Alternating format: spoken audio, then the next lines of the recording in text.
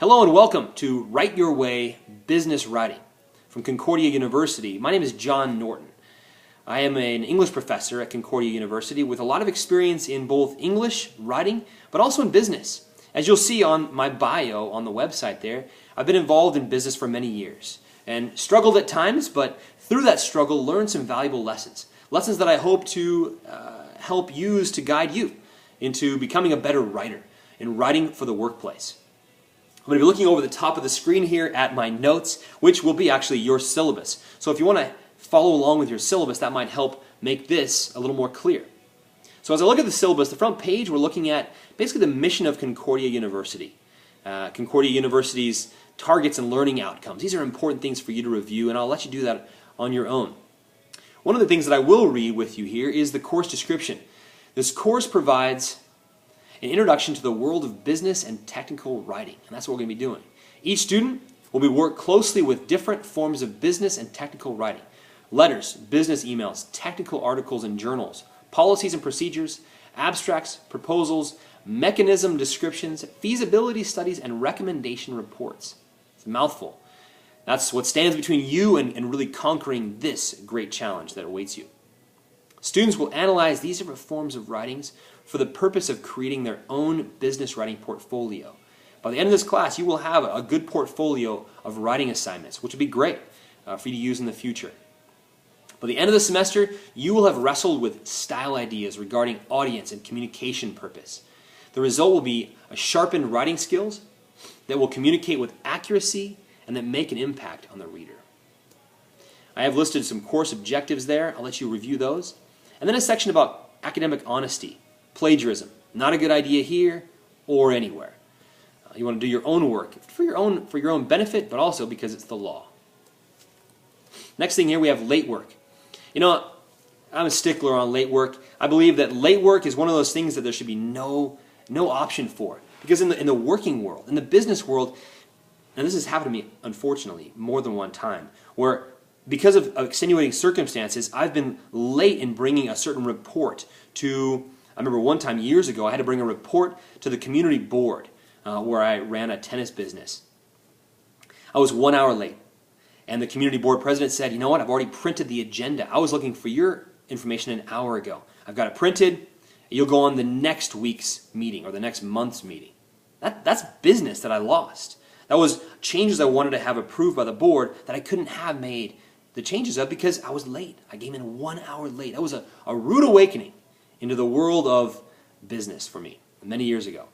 And so I've learned, and I hopefully will, at least challenge you to be on time with your assignments for this class that will only benefit you as you look toward the future and what the business world really requires most of the time.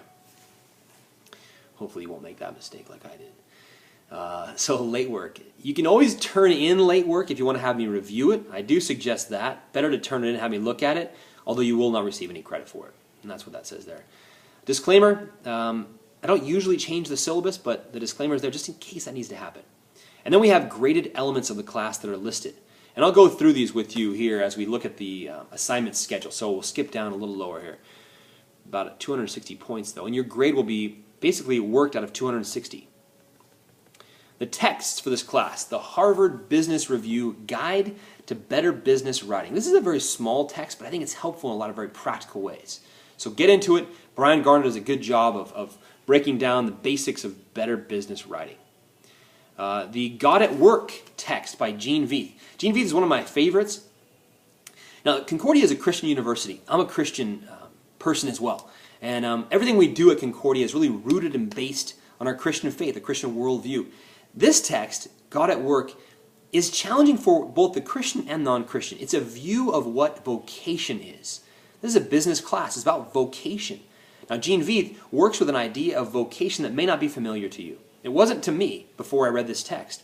And so I assign this because there's a business slant to this text I think is very valuable as we work through business ideas of business writing. And so I hope you'll enjoy that text as much as I do.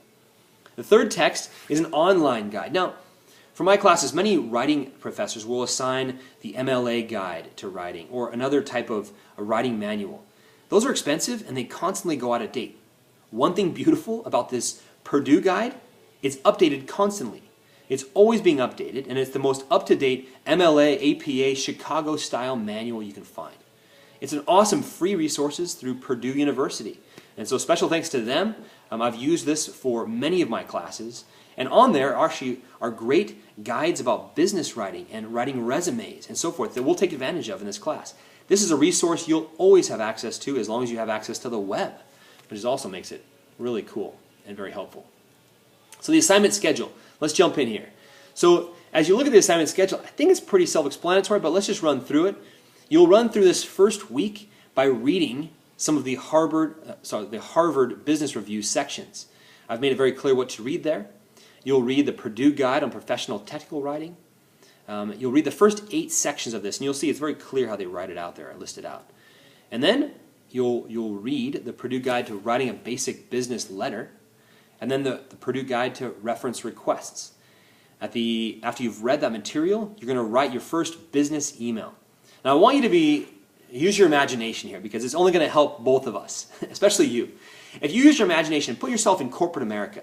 You're writing this business email to your boss. That'd be me.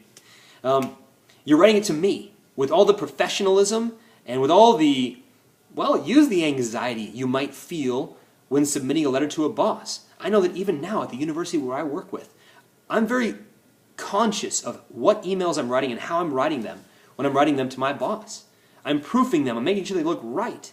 I'm not sending anything sloppy. And so use your imagination to imagine right here, we've got a job. You're on the job here, and I'm your corporate boss here in corporate America. So that's your first email. It's a reference request. As you work your way down, the second week involves some reading as well as 3 additional emails. Again, professional emails. Review the guidelines in the Purdue site, at the guideline review there, to really format these properly. And on that Purdue site, they'll break down what it means to write a letter of negotiation, how to write a letter to reply to rejection, and how to write an acceptance letter. A little more joyful to write those. Third week, we're looking at writing business letters, formal business letters that you would put in the mail.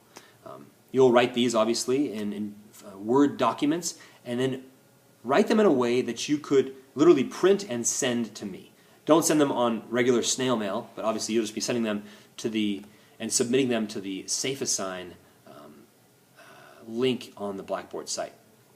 So here we'll do a job application, a cover letter. The second one will be a resume. And the third one, a follow-up and a letter of thanks.